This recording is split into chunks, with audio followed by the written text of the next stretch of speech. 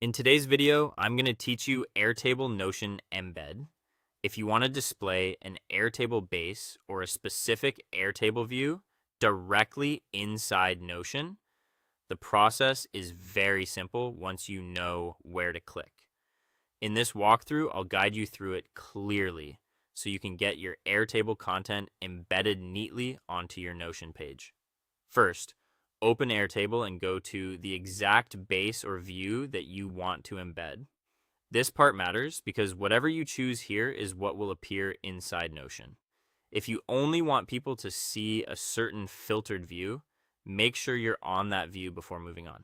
Taking a moment to confirm this now can save you from having to update the embed later. Once you're in the right place, click the share button for that view. This is where Airtable gives you options for making the view accessible outside of Airtable itself. Depending on your setup, you may see a share link or an embed link. The key here is that you're getting the link that allows this view to be displayed elsewhere. Next, copy that share link or embed link. Make sure you copy the full link so Notion can recognize it properly. If Airtable gives you more than one sharing option, use the one intended for sharing or embedding the current view. This link is what connects your Airtable content to your Notion page. After that, open Notion and navigate to the page where you want Airtable to appear. It could be a dashboard, a project page, a team workspace, or any other page where having live Airtable content would be useful.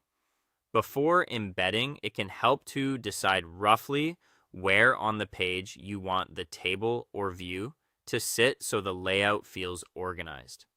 Now, create an embed block by typing /embed and selecting embed from the menu. This tells Notion that you want to place content from an external source directly onto the page rather than just pasting in plain text.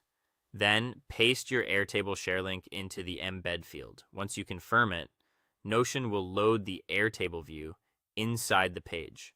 Give it a moment if needed, especially if the view contains a lot of data.